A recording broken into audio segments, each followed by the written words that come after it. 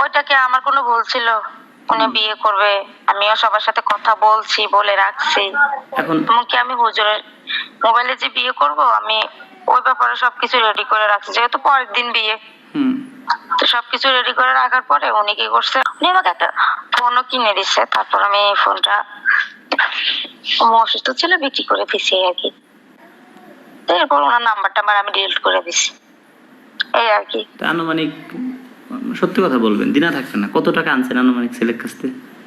আমি আপনার ভাই এই হিসেবে বলতেছি, আমি তো আর আপনার এমন না যে আপনার কথা আমি রেকর্ডিং করতেছি, তা তো না। আনুমানিক এই যে 22,000 টাকা দিছে। হ্যাঁ, আনুমানিক, এটা সত্য। 22,000। 22,000 এক ছেলের কাছ থেকে, একজনের কাছ থেকে আনছেন?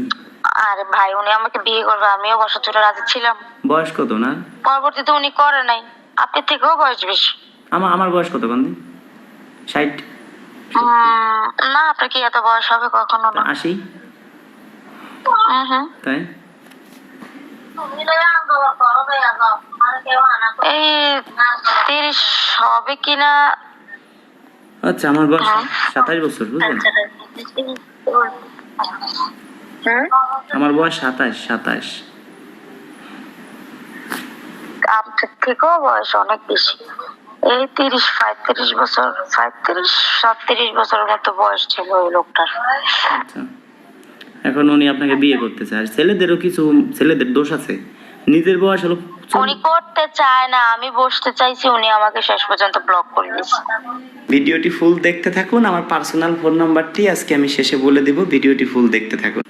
ভালো কিছু কথা ছিল আপনার সাথে, মানে আর কিছু আলাপ ছিল যে আপনি কিছু নেবেন, আমারও কিছু দিবেন, ঠিক আছে? এই সিস্টেমে কিছু কথা বলবো, কিছু কাজ করবো আপনার সাথে, কিন্তু কারো কিছু বলতে পারবেন না। রাজি আছেন? বুঝছেন? যদি বলেন না রাজু ভাই আপনাকে 3 ভাগের 1 ভাগ দেবো, তাহলে আমি আপনার সঙ্গে কথা বলে আগাবো, ঠিক আছে?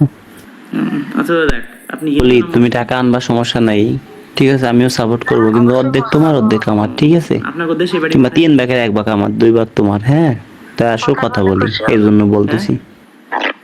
সত্যি কথা বলুন। কোথায় বললে খুশি হবে? বাড়ি আমার যেরকম জেলা। আপু, আপনার সাথে কিছু কথা বলতে চাইছিলাম, চ্যানেলের বিষয়ে। কাজ করেন, অর্ধেক আপনার অর্ধেক আমার। আজকে একদম 1,60,000 টাকা দিবে, আপনি শুধু খালি টাকাটা তুলবেন, ঠিক আছে?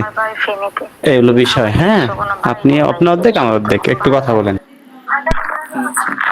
লাইনে এসে কথা বলেন, টাকা পাবেন অনেক, সমস্যা নাই। মা বাবা কি সবাই আছে? সবাই বলতে একজন নাই আর কি। কে আছে?